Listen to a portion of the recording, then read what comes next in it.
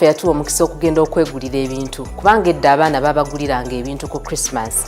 Kati ku Christmas eno mama yawa bakulu baffe ssente tugende twegulira ebintu by'olunaku olukulu. Ffe bwe twatuuka mu katale nze ne ngamba bakulu bange bwe mba mugula engatto nze njagala kakondo ne ngenda ne nnonda kakondo empanvu bweti. Naye mukulu wange n'ambuuza onoosobola okugitambuza ne mugamba nja kusobola. Kakati munango olunaku lwa Christmas we lwatuuka nga tukeera ku makya edda akagendo kabanga kawanvuko okuva wako okutuuka we tusabira.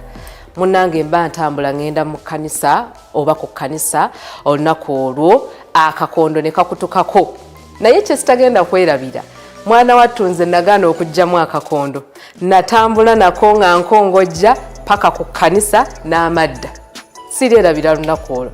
Mbagala nnyo mwena abala Bethany TV amanya gange nze Winnie Mbabazi omuweereza wa program Be Hopeful wano ku Bethany TV okuva ku sawa 3 paka 5 ez'okumakya. Mwekumire ku Bethany TV kubanga bingi nnyo nnyini ddala bye tubategekedde. Mbagaliza Christmas ennungi n'omwaka 2024 ogujjudde emikisa.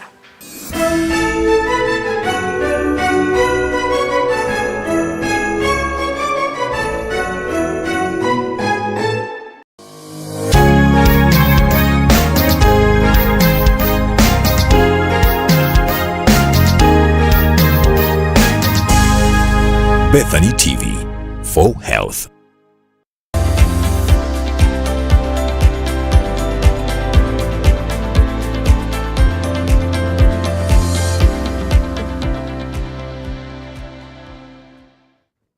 Children are often not known to suffer non-communicable diseases. When you look at it, the commonest causes of mortality or morbidity or deaths among the age group that is termed to be children, that is less than 18 years, and especially those that are under 5 years of age, are infectious causes, prematurity, and so many, and birth-related complications.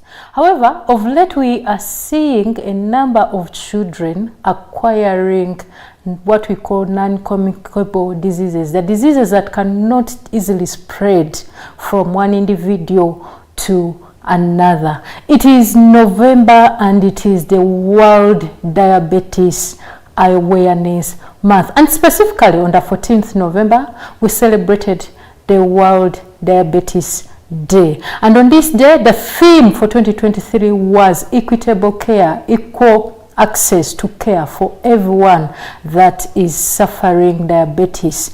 They looked at how best we can diagnose diabetes among all age groups and make sure that everyone that is affected gets the right treatment. Remember, every 5 seconds there is an individual that gets diagnosed of diabetes mellitus. And almost every 10 seconds, there is either someone losing a kidney or an eye or a limb or even a whole life to diabetes mellitus. And over the years, it has been seen that the prevalence of diabetes mellitus has doubled to 8.5%. That is, in just a decade, it used to be about 4.7%, but of late it is about 8.5%. That is quite high. And guess what? In the pediatric age group, that is among our children, we've seen it rise to about 22, almost for every 1,000 live births, for every 100,000 babies that are born, just not 22 of them get to suffer diabetes mellitus. So it is here with us. Many of us may not be conversant about children suffering diabetes mellitus, but they actually do suffer diabetes mellitus, and if they do not get ultimate care, we can easily lose a life of a child or an organ like the kidney, the eye, or the limb of the child to uncontrolled diabetes mellitus. That is it we are going to discuss on the Pediatric Voice this week. We are going to talk about diabetes in children, and I'm your host, Dr. Helen Namsoke. Feel at Bethany TV for health. Feel free to call in your friends, to share, to subscribe.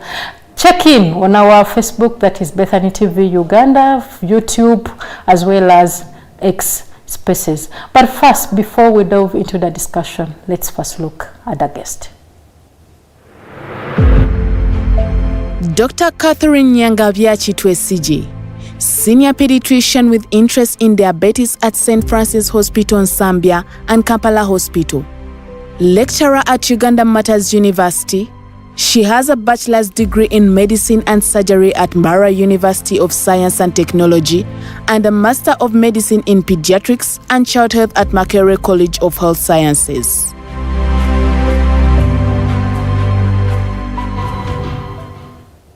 Yes, tonight I'm privileged to host my lecturer, Dr. Catherine. Nice to meet you once again. Thank you, Helen, for the honor of being at this station tonight and giving me a chance to talk about one of my passions, diabetes in children. Yes, she taught me diabetes and she's here to teach the rest of the world. So our viewers out there would want to hear from you. Okay. Yes. Diabetes is a disease, just as Dr. Helen has said. It is not infectious. All along, children have been suffering from infectious diseases. And so as health practitioners, that's what we would look out for. Is it malaria? Is it pneumonia? Is it meningitis? But with the introduction of vaccines, all these have reduced. Okay. So now we're having an upsurge of non-communicable diseases, and one of them is diabetes. And so the definition of diabetes... maybe before you define diabetes, yes. Let's first have a documentary on diabetes. Okay. Thank you. Diabetes mellitus is a chronic condition characterized by hyperglycemia due to poor regulation of glucose in the body. Hyperglycemia or poor glucose regulation is caused by either inadequate insulin production or poor utilization of produced insulin. The prevalence of diabetes is 22 cases per 100,000 live births. The incidence of diabetes mellitus is rising, especially in the age group of 5 to 9 years, with the year of 2020 registering about 3.6 million new cases. Children have been known to suffer type 1 diabetes mellitus mainly. However, there have been an influx of type 2 diabetes in the young population, especially among adolescents. Uncontrolled diabetes mellitus is associated with organ failure, that is the eyes, kidneys and nervous system mainly. Together we can kick diabetes out of the pediatric population as well as improve the livelihoods of those that are affected.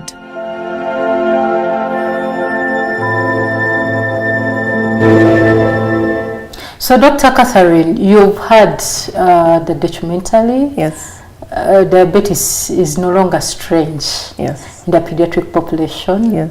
And to make it matters worse, we know when we used to hear diabetes in children, we used to think automatically it is type 1. You've heard. It is even, we are seeing diabetes type 2. What is your comment? Yes, we'll go back to the definition of diabetes. Diabetes is either a relative or absolute lack of insulin in the body.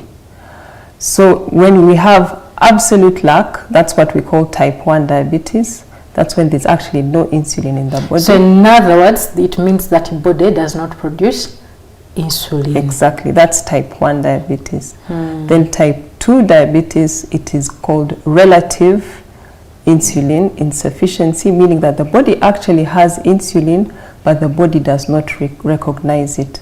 Type 2 is more common in adults. Type 1, we've seen, is more common in children. Actually, in Uganda, I think about 95% of our children and adolescents have type 1 diabetes. Thank you. So now you've spoken so much Greek. Insulin, type 1, or So my grandmother out there would want to know, what is insulin? What does it do? Okay. Insulin is a hormone. A hormone is like an active substance in the body that is important in the proper functioning of the body. So insulin is needed for normal growth and development. And that's why it is so important in children. If a child does not have enough insulin, their growth and development will be affected. So somebody may reach adolescence and they will not develop the breasts, they will not start their periods. A boy probably won't develop a beard. So insulin is very essential for the proper growth and development of a child. Okay. So that means the body is either not producing enough of that, or it's not producing it at all. At all, yes. Okay. So we hear people say, "Yalwala sukari, sukari, sukari." How is sukari and insulin and the diabetes related? Okay. Now, as we've said, insulin is a hormone. It's a substance that's needed in the body for proper growth and development. So insulin also acts as a key. I'm going to give that as an example. As a key in order for glucose to enter into the body cells.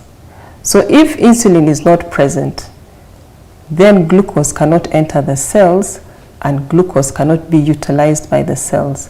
And we know that glucose is needed for all the body functions.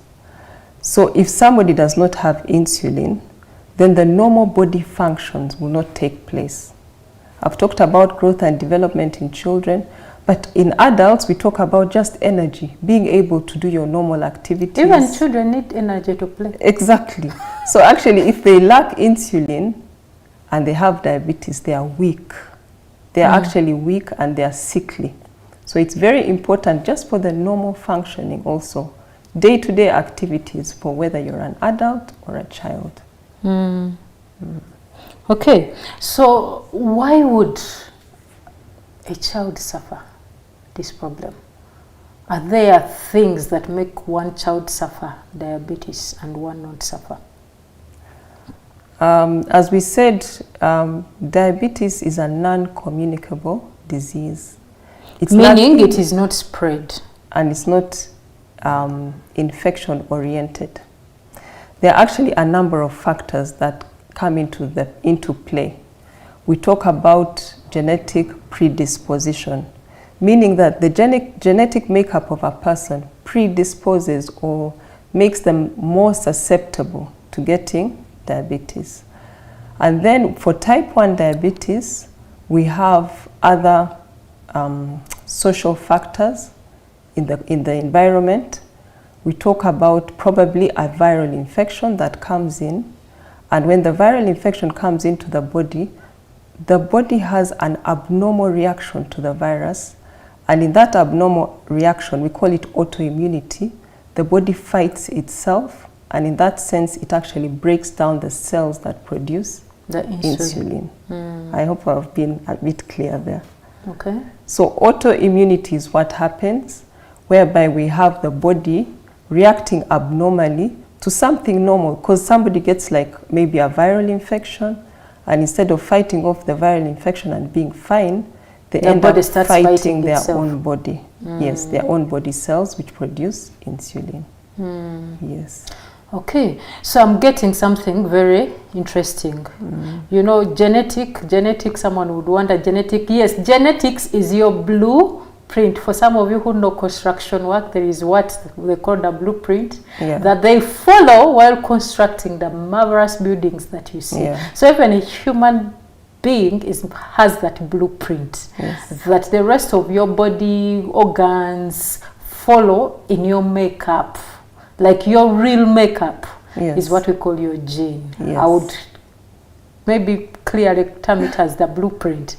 So in your blueprint, if in your family you have a predisposition, we call it you're likely to, because they've actually been able to find particular genes that are associated with diabetes. The Western world has done a lot of research in diabetes. So they say if you have a particular genetic makeup, you're more likely to have diabetes. And we find that also if you look back in your family background, grandparents, aunties or uncles could have actually had diabetes. So in other words, if in your blueprint in your family you have that gene, that blueprint for diabetes, you're more likely to suffer diabetes.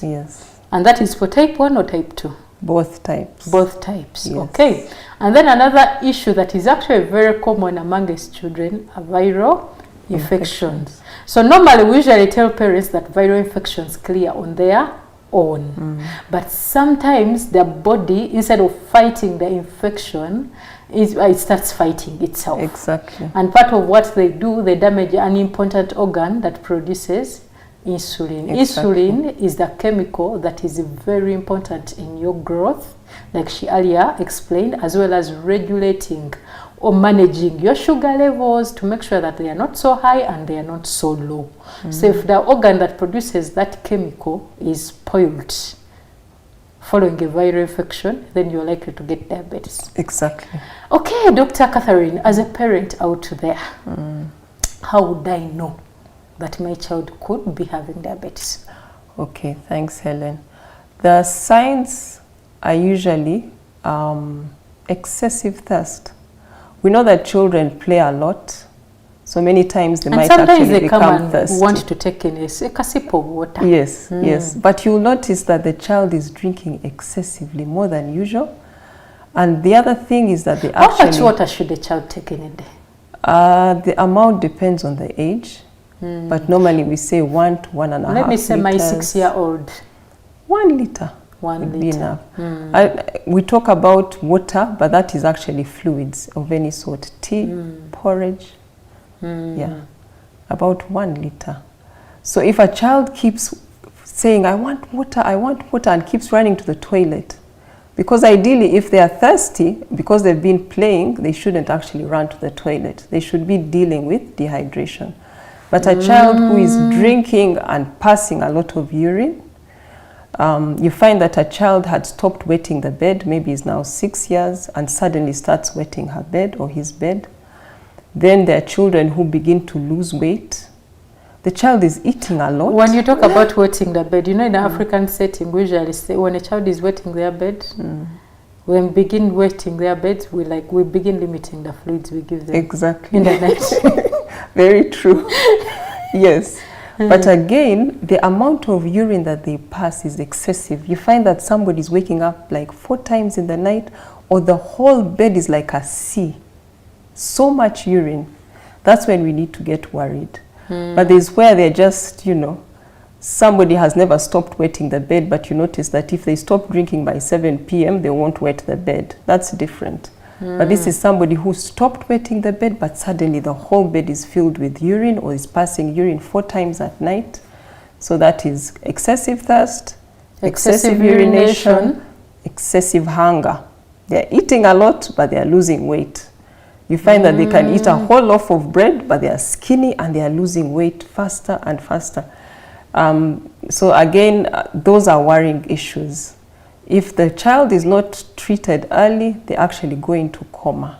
So when you see such signs, excessive thirst, excessive urination, loss of weight, and excessive appetite, then you need to ask yourself, what's going on? Yeah. Why my child? Yeah. Okay, do they usually play like the other kids? They may play when diabetes is still early, but as time goes on, they become weaker and weaker. You find somebody would prefer to sit rather than play. When the sugars actually become high, they feel sick. So that's when people begin to take them to clinics. If you have an alert medical worker, they'll check the blood sugar. But many times we're checking for malaria, we're checking for urinary tract infections, we're checking for other things. And actually quite a number of times we miss it out, which is sad. But now I think the health professionals are more alert. So we're finding that in many health facilities, they have what we call a glucometer, and they're able to quickly check the blood sugar and find out if it's above 11 and a child really is not doing well, then that's when we have to think of diabetes. Okay. Now, Dr. Kathy, is there an age group that is specific to diabetes? No. Amongst children? No. I think the earliest age that we've seen a child being diagnosed is 1 month, 1 month of age. Wow. And that child now is 14 years of age. So the diabetes can occur at any age group. And that's why both medical workers and people at home, yes, need to be alert and, you know, look out for it. Okay, so dear viewers, if you dare see your little one going in for too much of the eating, every time they are touching the fridge looking for a snack, You know, they are in the kitchen, in the saucepans, and yet they are losing lots of weight. They are drinking too much, more than expected of their age, or they are drinking more than the usual, and yet there is no major changes in the weather, and then they are urinating so much. Please think about it. What about children that are getting sick? They're not getting well. I don't know. Yes, again, that's also something we have to look out for. Just as I said earlier, as health professionals, we haven't really been looking for diabetes. We haven't been thinking that children can get diabetes. I think it's only about 13 years that we've been more alert. So you find a child will be sickly, and you go to the clinic, they keep checking, no sugar, no malaria, no typhoid, then they check for Brucella. Go home. Yes. I think we have a viral infection. Yes. Thank you, Dr. Catherine. So how can it be diagnosed amongst children? Okay, just as we said earlier, there's something called a glucometer. It's a small machine where you do a quick prick on any of the fingers and take a small drop of blood and place it on a checking strip. There we're able to check the blood sugars.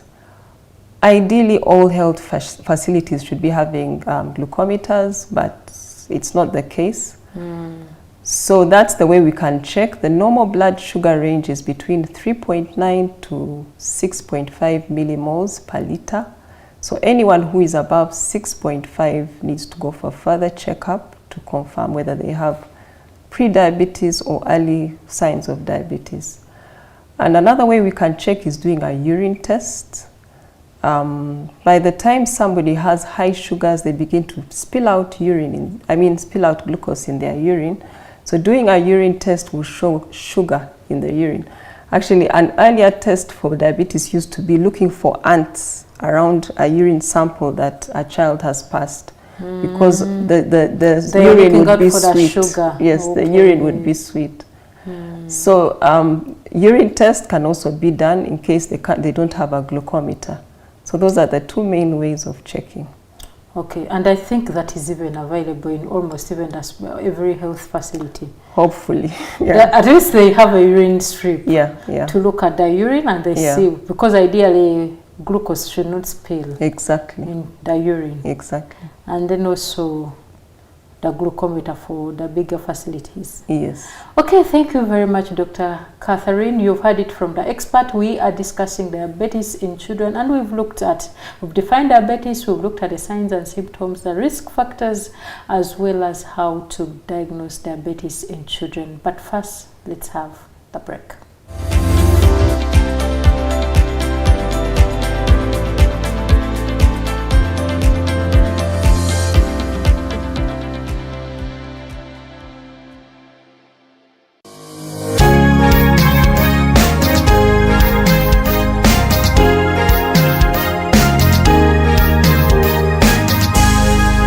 Bethany TV for Health.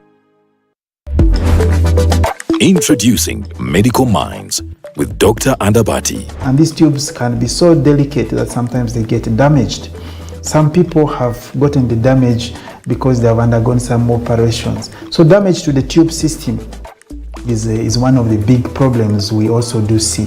The groundbreaking show that takes you behind the scenes of the medical minds. You will explore cutting-edge treatment and technologies revolutionizing reproduction health.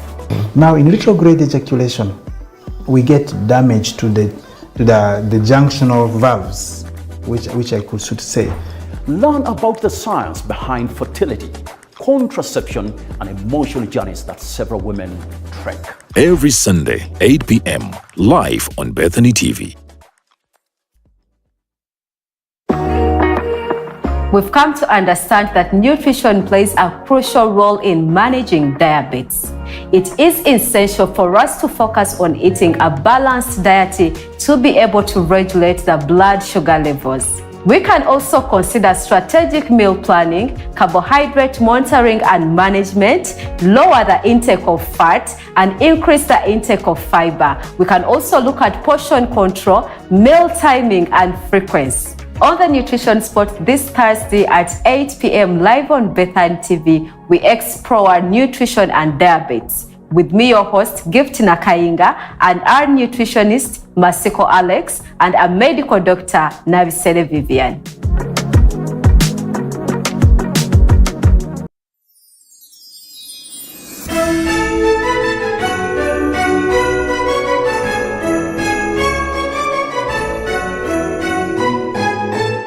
Christmas is the best time of the year on my end because my father was born on the 24th and 25th was always a turn up, a party, because we were celebrating a great man at the same time celebrating the birth of Jesus. What a beautiful thing it was. Every time I have the feel of birthday cake from my father, I get to know Christmas is around the corner. And of course, that was the time all about spreading love, being with people, being with family, and of course bonding together. It's a beautiful time for you to bond and love on the people that love you. Of course, DJ Pass is my name. I do the Sunset Lounge right here at Bethany TV every single Monday, Tuesday, Wednesday, Thursday, Friday, 5 to 7 p.m. giving you great information about health, what we do, and of course inspirational music to wind down your day. I want to say a Merry Christmas to you and a happy 2024. May God see you through. May you have all your heartly desires. We love you. Keep watching Bethany TV.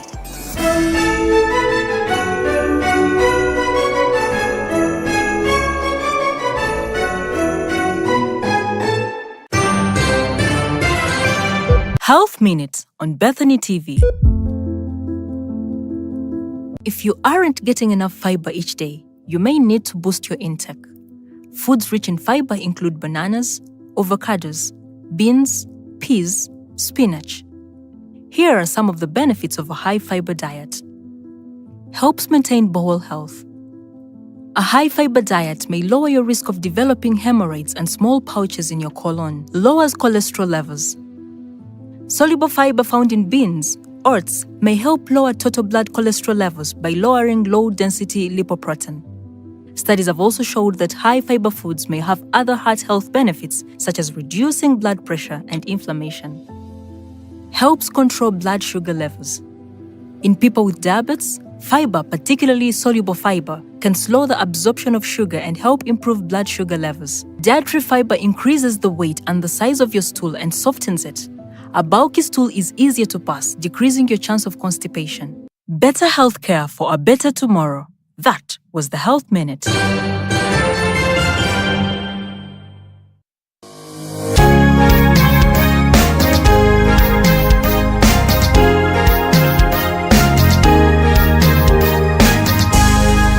Bethany TV for health.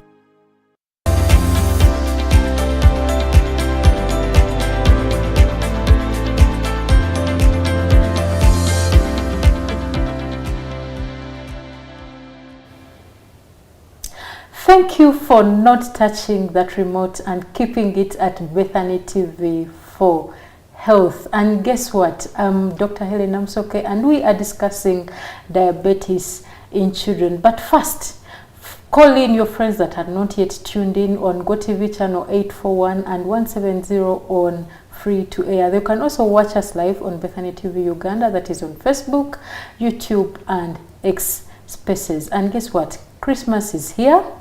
There are so many goodies and celebrations, and Bethany TV is not leaving you non-gifted. We have Bethany TV Santa Omugabi, and he is here to gift you a lot of goodies, shopping vouchers, t-shirts, capes, and so many, and money inclusive. All you have to do is to tune in to Bethany TV programs, that is from morning to evening, and the moment you see him on your screen, call in, be the first to call in and tell him, Bethany TV Santa Omugabi, I'm your guest. He'll ask you a question. When you answer it, he will definitely gift you a lot of. Don't be the first to miss out.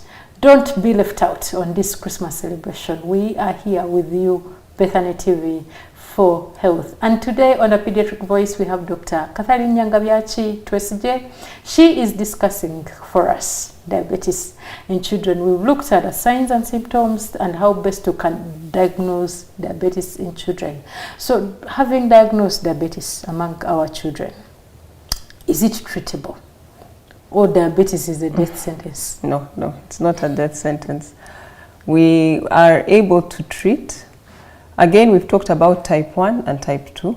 I think I would prefer to talk about type 1 because, as I said, those are the majority of our patients. So we give insulin. Remember we said that they are insulin deficient. So we give insulin in order for their bodies to function normally. So insulin is given in different ways. We have syringes with needles and they draw up the insulin as a liquid. So insulin is the other chemical that they are lacking in the body. Exactly. So since the body is not producing it, we decided to give it to. Exactly. Exactly. Aren't we trying to be good here? I think we've actually done a very good job because there are many lives that have been saved through that insulin, very many lives. Okay. So we can give it in the form of insulin injections. The injections are in different forms. We have syringes with needles. We have syringes that look like pens. The advantage of pens is that you can't see the needle. So those children who are needle phobic, who hate needles. Dr. Okay. Cathy, there is no one who loves needles. Okay. Even me, I'm not a child, but yeah. So it's less scary when they actually have the pens. We have pumps, but pumps are not so rampant in Uganda. Pumps have not yet been licensed in Uganda. The pumps actually give insulin in a similar way to the pancreas. It gives insulin in boluses. You have the needle under the skin and it gives insulin in boluses. So it gives it whenever it is needed. Exactly, exactly. And it can be programmed. But what we have in Uganda is insulin with syringes. So what I'm getting from you, when a child has failed to control their blood sugar, most of them will require, most of the time, they are not producing enough insulin, that chemical that manages their blood sugar. And therefore, our children, most of the time, will need replacement of that chemical called insulin. Exactly. Whatever the mode of giving it, it has is to you, be the given. Dr. Cathy, is to tell us. Exactly. Okay. Now, as a parent out there, are there any special things I can do for my child? Are there any lifestyle changes I have to do for my child once they are diagnosed with diabetes? Lifestyle changes. Remember, we've talked about insulin and glucose. Now, our eating habits are very, very important because if we are people who keep taking simple sugars are cakes, sodas. And you know, kids these days love snacks, biscuits and snacks. Yes. Yeah. Those things are going to hike up the sugars. So normally what we tell parents is that we need to control the carbohydrates. Carbohydrates, let me now go into food. The sugary feeds. Yes. Examples of carbohydrates maybe? Yes. So carbohydrates, we have different forms of carbohydrates. We have the simple ones, which we've talked about, the sweets, the cakes, the biscuits, that is already very refined. Then we have the more complex carbohydrates like sweet potatoes, Irish potatoes, cassava. So all those carbohydrates are broken down into simple sugars. And when they are broken down into simple sugars, they are absorbed into the body and they cause the blood sugars to rise. So when we're talking about lifestyle modification, we ask the parents to be very cautious understanding the children's carbohydrate intake. This should be both for children and adults. Watch the amount of carbohydrate you're taking in. Watch the type of carbohydrate you're taking in. So usually we advise parents to ensure that the children have balanced diets. The 3 main meals, breakfast, lunch, and supper, should be actually composed of balanced foods. And then in between the snacks that they have, we should watch and make sure that the carbohydrate levels are not simple. So we actually tell the children with diabetes to stop taking sodas, to stop taking cakes, to stop taking biscuits. But if the children are able to control their blood sugars well, then we have what we call days, particular days maybe in a week where the child is allowed to take their cake or their biscuits or their soda, but at a certain amount and it's controlled so that it doesn't actually raise their blood sugars. So it's the food that has to be controlled. The other thing is exercise. The more anyone exercises, whether you have diabetes or not, the more healthy we are. But with those with diabetes, it actually improves their insulin sensitivity. So you find that even the insulin doses they require are much lower when they're involved in regular exercise. So we ask them also to be involved in exercises. Those are the two main things. Okay, so what are the common complications of diabetes in children? The things that we should be worried about. If our sugars, okay, ideally we need the sugars to be between 4 to 10 millimoles throughout the day. Now remember, if we don't have insulin, which usually controls the amount of glucose in the bloodstream, then the sugars might shoot up. Now, if we do not control our blood sugars well, then we will get the long-term complications that Dr. Helen talked about. After 3, 4, 5 years, you'll find that someone that cannot see well, or the kidneys have gotten injured. And when kidney injury begins, it's like a downhill road. So we normally say, before the complications come in, let's try and control our sugars. Other complications include the nerves. The nerves can get injured, and the blood vessels. Children can get high blood pressure, which is again something which is not very good for them. So all these complications can set in if our blood sugars are not kept in the normal range. Okay. Yes. Do children with diabetes play? Can they get involved in the normal social activities of the school, yes. sports, music, yes. and all that? Yes. Actually, one thing we do, we discourage children to be isolated. All our children, we normally say, continue playing football if you're a footballer. We actually have a boy who plays on the national team and has type 1 diabetes. So sports is very important for them, and they should get involved in other housework. They are not too sick to be involved in the normal activities. Again, at school, we expect them also to be involved in music, in dancing, in swimming, just like any other child. But we teach them to self-care. There's something we call self-care. We teach them to be able to control their sugars and to know when the sugars are out of control and what to do about them. Okay, so dear viewers, you've heard it from the expert, and we are discussing diabetes in children. We are hosting Dr. Catherine Nyanga-Vlachi, a pediatrician at St. Francis Hospital in Zambia. Feel free to call in to Bethany TV Uganda. The number is flashing right there on your screen. Feel free to call in and ask your questions so that you can learn more. She's here to answer them, so that you can learn more about diabetes in children. Now, Dr. Catherine, are there things that I should be worried of, the red flags? For example, if my child has been living with diabetes and I've been giving them that whatever pain or injection, there are those red flags that I'm like, today things are getting out of hand, I need to rush to the hospital. First of all, there's something that we call an HbA1c. HbA1c is the average sugars like over 3 months, and it shows us control. We would like an HbA1c to be between 6.5 and 7. That shows us that most likely the sugars over 3 months have been on average between 4 and 10 millimoles per liter. But unfortunately, there are times when you just can't control your sugars. There are times when they fall sick, they are stressed at school, or they've missed sleep, they haven't slept enough, or for some reason they forgot the insulin dose and the sugars shoot up. So in such cases, you actually get the sugars going right up, and then we have to deal with that. Hello? Yes, Bethany TV Uganda. Yes, I would like to. My name is Sheila. Yes, Sheila.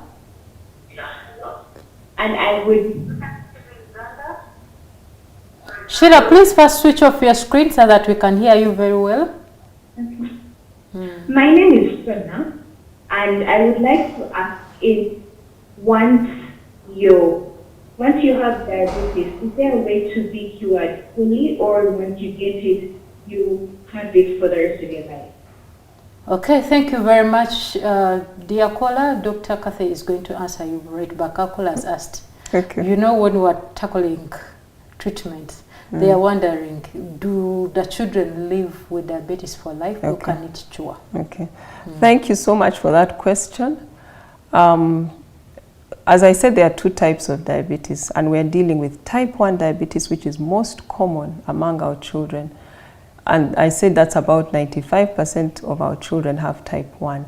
Type 1, the insulin, which is necessary for the glucose to be taken up into the cells, is totally absent. Totally absent, which means that the person will not be able to produce insulin completely for life.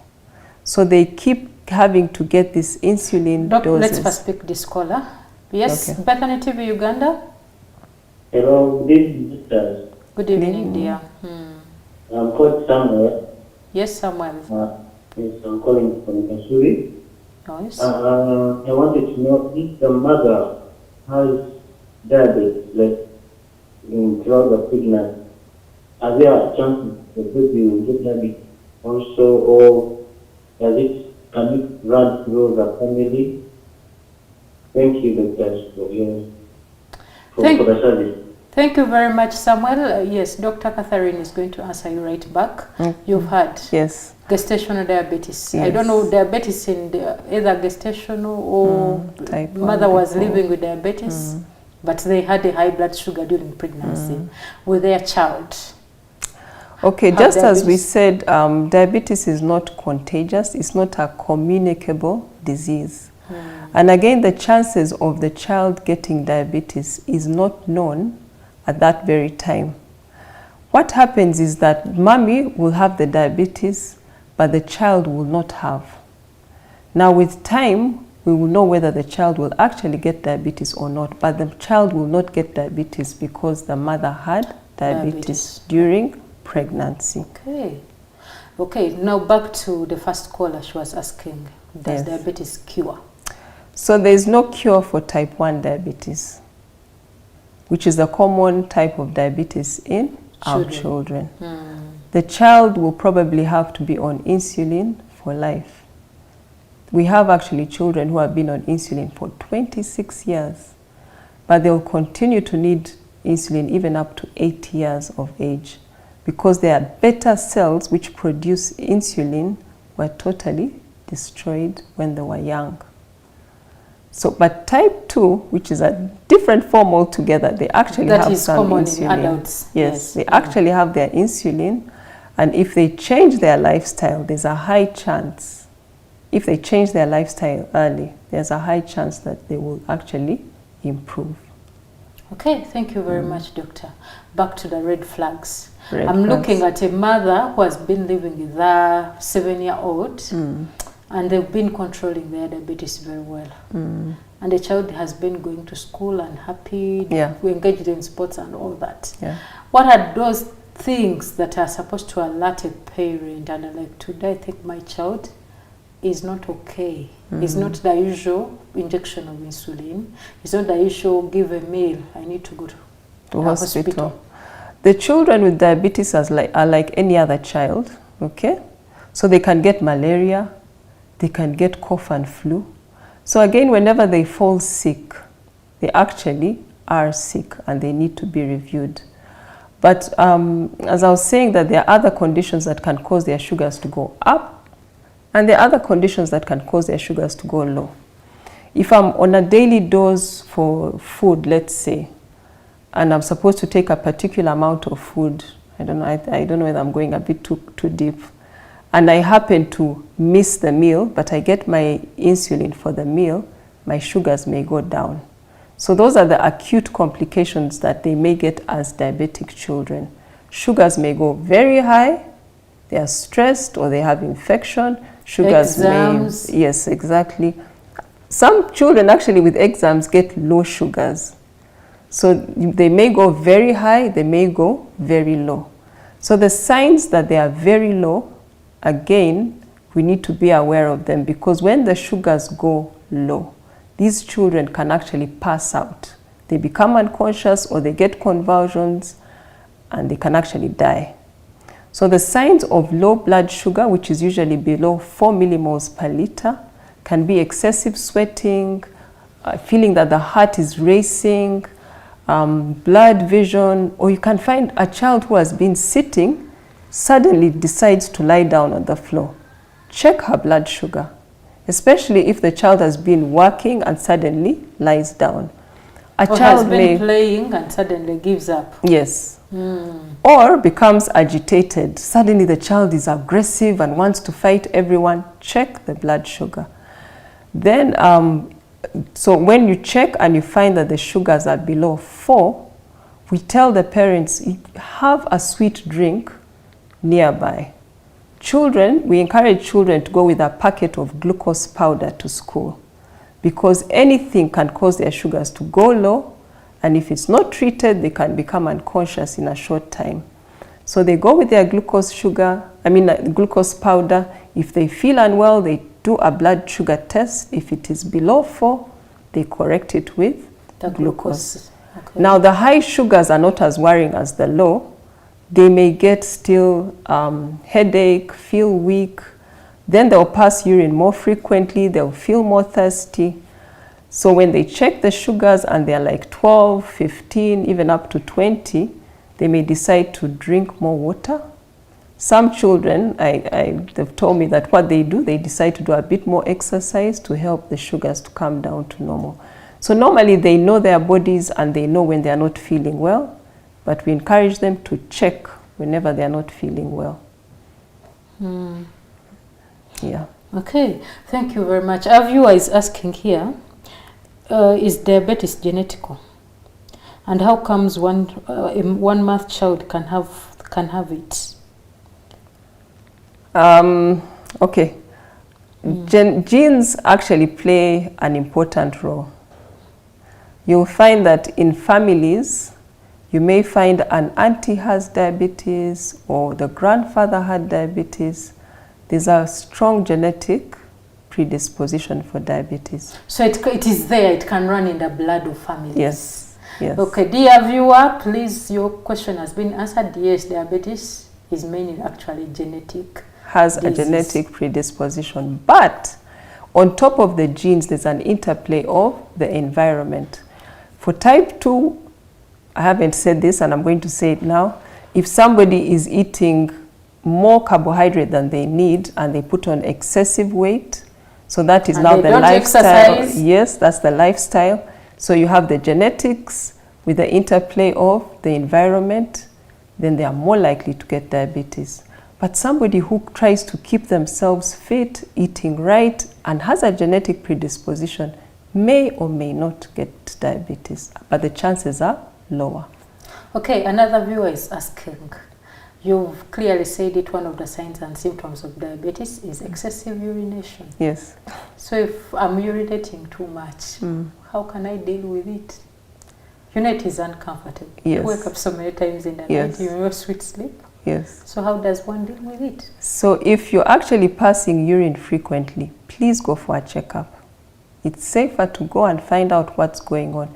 If your blood sugars are high, then you need to have treatment to help to bring them down. As soon as your blood sugars come into the normal range, that excessive urination actually goes completely. Okay, okay, that is it. We've clearly seen what the parents can do. Now, Dr. Kathy, are there any other emergencies apart from hypoglycemia? Low sugars. Yes, apart from low sugars, Yes. amongst the children. Yes, we've talked about the low sugars and the high sugars. Okay, so those are the two major complications that are immediate, that can occur anytime in their daily lives. But the other ones which we discussed earlier can happen 3, 4, 5 years later. We've talked about kidney injury, eye injury, whereby somebody actually becomes blind, injury of the nerves, injury of the vessels, blood vessels. So at the end of the day, 5, 10 years later, somebody may get high blood pressure or some kind of cardiac disease because of poor control of diabetes. But those who try to control their sugars well, they are less likely to get those late onset complications, which we've called chronic complications, affecting the kidneys, affecting the eyes, affecting the nerves and the blood vessels.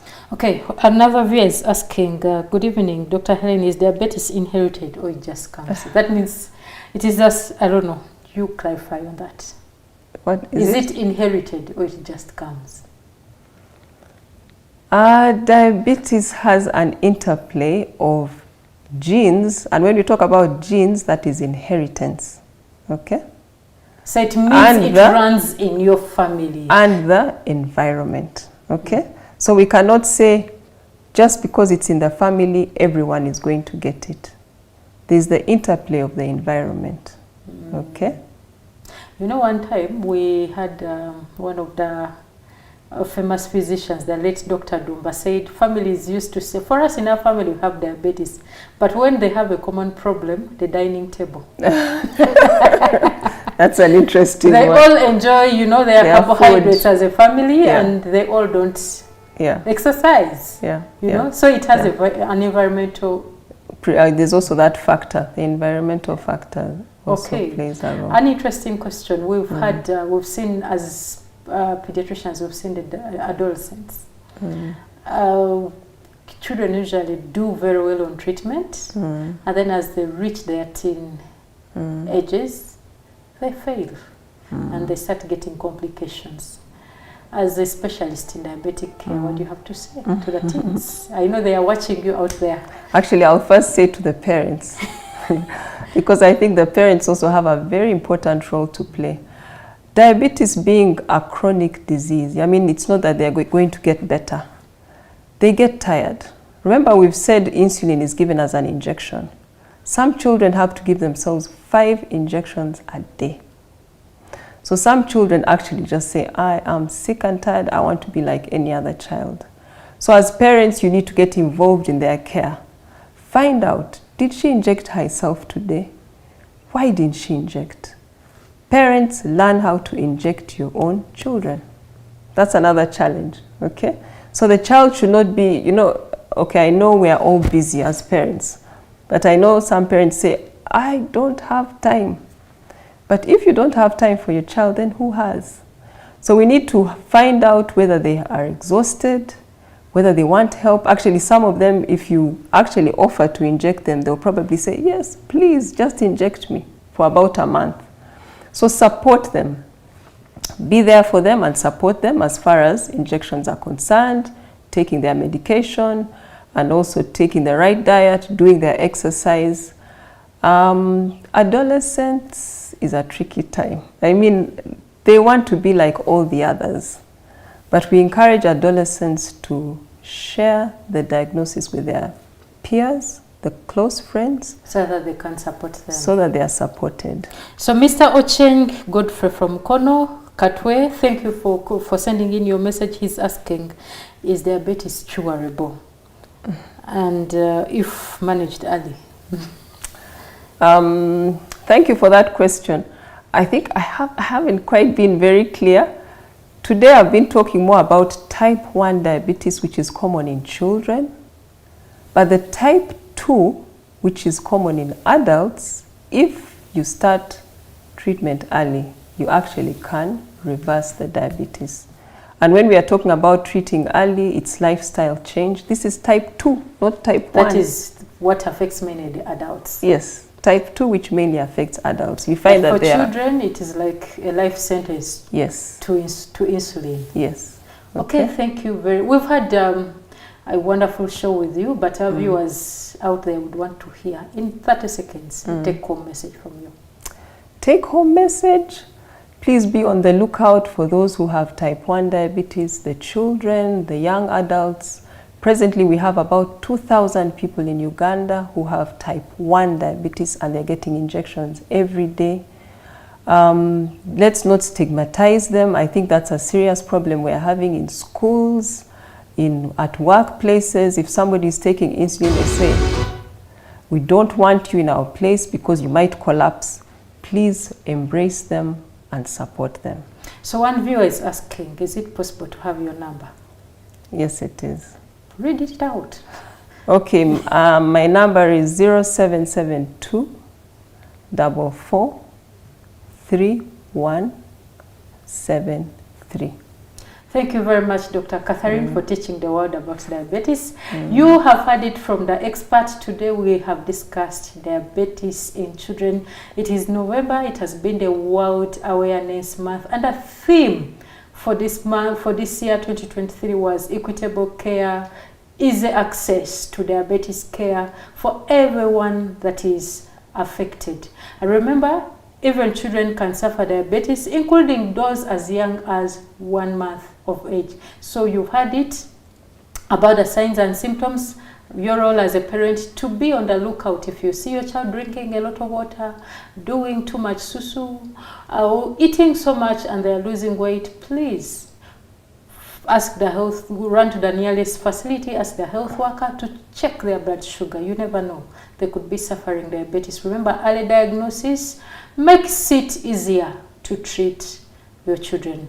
That is it we had this week on the Pediatric Voice. I've been Dr. Helen Namsoke. Thank you.